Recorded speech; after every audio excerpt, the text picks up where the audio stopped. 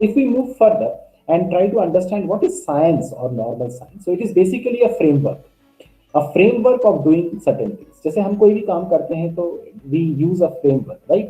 कि भाई भाई हमें घर बनाना है तो उसके लिए एक certain type of framework है, हमें खाना बनाना है तो उसका एक certain framework है, हमें कोई experiments करने हैं, people who pursue chemistry or people who pursue biochemistry or any of these things, तो उनका एक framework होता है, research करते हैं एक framework होता है, हर एक चीज को करने का एक फ्रेमवर्क होता है।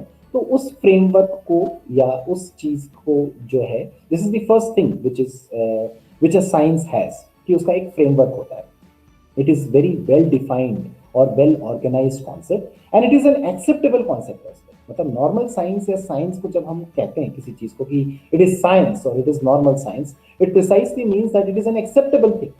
अगर कोई डाउट होता, कोई संशय होता, कोई उसको लेके जो है लड़ाई झगड़े चलते, डिस्प्यूट्स होते हैं, डेलिब्रेशंस होते हैं, then it is not considered as science, then maybe it will be our philosophy, जहाँ पे कि बहुत डिस्प्यूट्स होते हैं, हम जो है even in the same school of thought there are difference of opinion and we find that there are problems, but in science there are no problems, there are puzzles. और पजल्स और problems में जो है basic difference क्या होता है, problems may not have a solution. Problems का solution होता है, 100% है, लेकिन प्रॉब्लम्स का सोल्यूशन होना जरूरी नहीं है।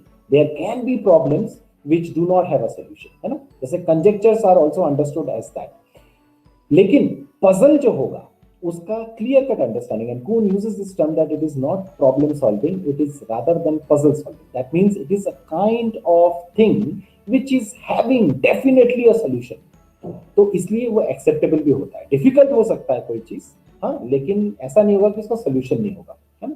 तो इस तरीके की अंडरस्टैंडिंग जो है लाई जाती है, and it provides the basis for further work. जो साइंस होता है या जो नॉर्मल साइंस होता है, it provides you the basis for further work. तो उसका जो फ्रेमवर्क होता है वो इस तरीके का बेसिस प्रोवाइड करता है आपको, that you can go on to work on that area more and more and more. So this is basically the science और द नॉर्मल साइंस अंडरस्टैंडिंग। इसके साथ साथ जो है कून कुछ चीजें और कहता है, कून ये कहता है कि जो साइंटिस्ट होते हैं they are as good as priests. ठीक है ना? मतलब कि जैसे कि अगर जिन लोगों को नहीं पता है उनको लिए बता रहा हूँ कि एक जमाने में philosophy was more like religious philosophy, और what was religion was considered as philosophy, और what was religion was considered as science as well. तो उन सारी थ्योरीज को चेंज किया गया। तो हम बहुत बार मजाक उड़ाते हैं कि इट वाज नॉट फिलोसफी और साइंस और reason, it was church which used to rule, and the priests or the so-called stalwarts of religion were basically the scientists during those era, and there was a deep faith in the theories and they were unquestioned. तो scientist के साथ भी ये understanding है, अपूर्ण इस चीज को कहता है that they are indoctrinated and they have very deep faith in the axioms, they do not question. मैं यहाँ पे पॉपर का नाम यहाँ पे इसलिए लिख रहा हूँ because Popper is the person जिसको वीजा वी कून के साथ स्टडी किया जाता है। However this presentation is not about Popper, but still I will like to bring a couple of points here. Popper is a person who never closes the debate about the fundamentals. However, Kuhn is a person who will close the debate about the fundamentals. That means कि अब हमें fundamentals को question करने की कोई भी जरूरत नहीं है, they are well proven.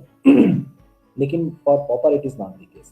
Popper will always hold this that कि anything can be questioned and even a single observation, and therefore sometimes there are जिसे मुझे कहना चाहिए criticisms about Popper as well. Popper कहेगा कि भाई you cannot close the debate about the fundamentals. It will always be question. और कोई भी थ्योरी जो है कंफर्म नहीं होती है, confirmation is a myth, he will say it is corroborated, है ना? और साइंटिफिक थ्योरी की जो डेफिनेशन है पॉपर के अंडरस्टैंडिंग में वो ये नहीं है जो हम लोग नॉर्मली पढ़ते हैं। Rather than it is said that कि any theory is scientific which in principle is falsifiable. So which in principle is falsifiable means that if there are observations which goes on to prove that theory wrong, so it will be proved wrong then and there. लेकिन ये चीज कौन नहीं मानता, कौन कहता है कि नहीं ऐसा कुछ नहीं है। और इसके बहुत सारे जो है जिसे मुझे कहना चाहिए कि डिबेट्स हैं, क्रिटिसिज्म्स हैं, like for that matter if many of us understand probability and basic probability, so we know that if a coin is tossed, so the probability of finding the head is 1/2 as well as the tail is 1/2। अगर मैं उस तरीके की बचकानी चीजें हटा दूं कि अगर कॉइन खड़ा गिरा या this and that and all, है ना, हवा में रह गया, पेड़ में अटक गया, पानी में गिर गया, तो आपको कैसे पता चलेगा हेड है कि टेल? तो इस तरीके की चीजों को नहीं इंक्लूड कर रहे हैं हम। एक नॉर्मल स्टैंडर्ड कंडीशन में अगर एक कॉइन को जो है टॉस कर रहे हैं, तो we know that the probability is 1/2 for head as well as for tail. Now हम एक कॉइन लेते हैं और उसको 100 बार टॉस करते हैं, ऐसा हो ही सकता है कि वो जो है 100 के 100 बार हेड आ जाए या 100 के 100 बार टेल आ जाए। तो फिर पॉपर जो है he will say that okay now this theory has been rejected. ये इस तरीके की प्रॉब्लम्स आ सकते हैं पॉपर में। There are some criticisms against Popper like that since he never closes the debate about the fundamentals, so these kind of questions can come.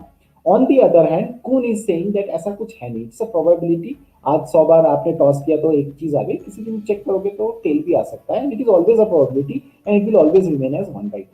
So Kuhn will not reject the theory just because of one observation going wrong. But Popper will always question this, and Popper's theory will say that okay, since it has been falsified, so this is no more a scientific theory, है ना?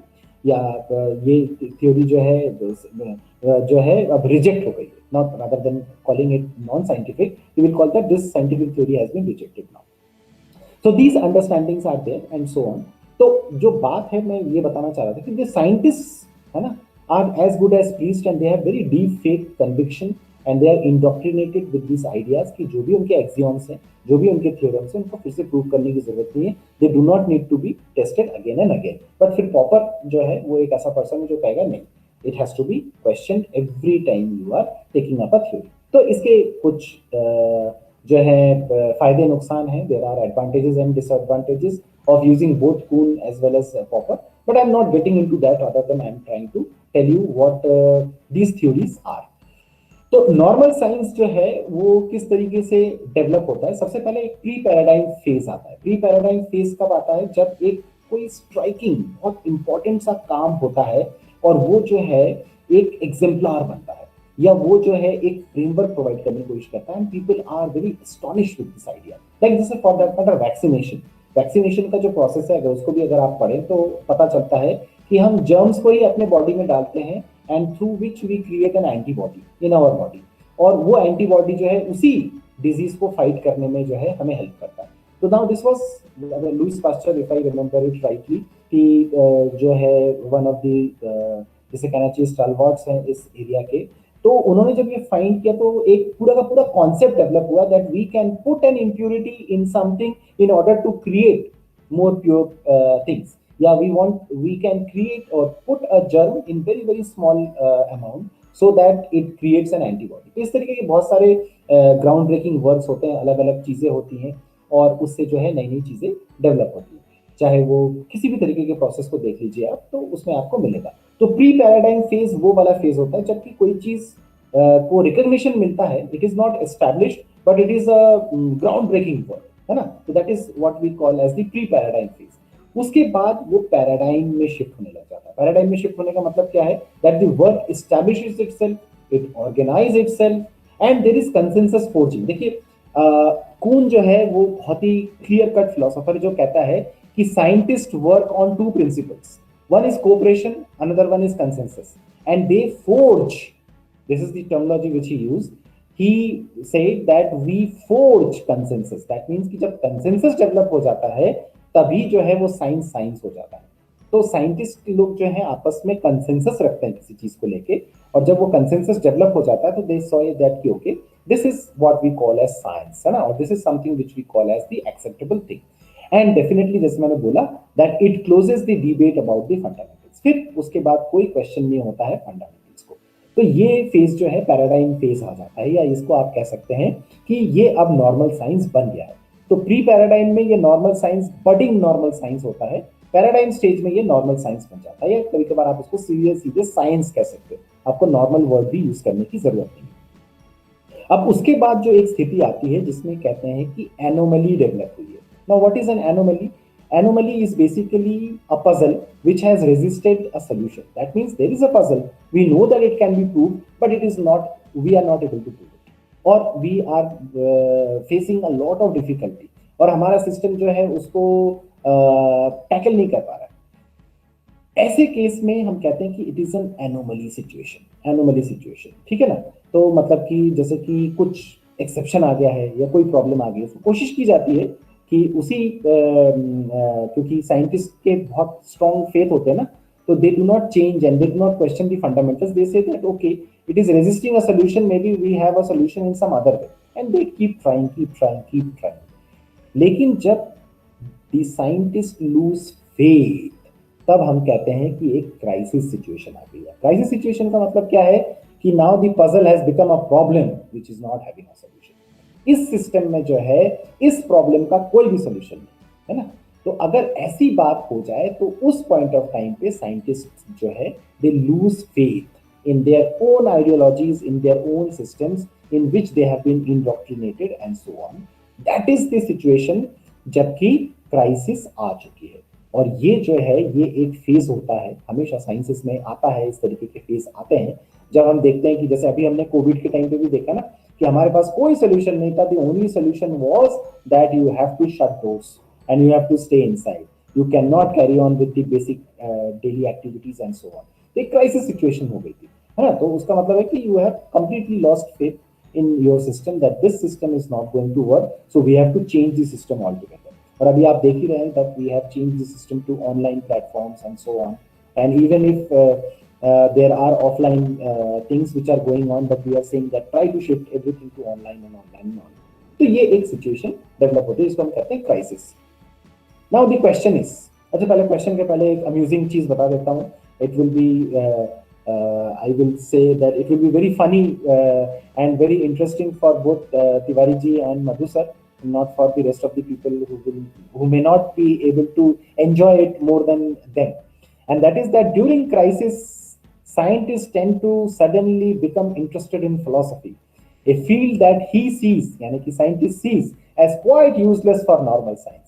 और ये सच्चाई है, कुन ने इसको coat किया है और कुन ने मेरे ख्याल से कुछ एग्जाम्पल्स भी दिए हैं जब लोगों का जो है बेंट और लोगों का जो है इंक्लिनेशन फिलोसफी की तरफ ज्यादा डेवलप हो जाता है, जब वो देखते हैं कि उनकी साइंस जो है वो कहीं लेके नहीं जा रही हो। तो ये एक मजेदार चीज है जो हम तीन लोगों के लिए तो ज्यादा इंटरेस्टिंग है, but I hope so that our rest of the people if they are present in the meet will also enjoy it.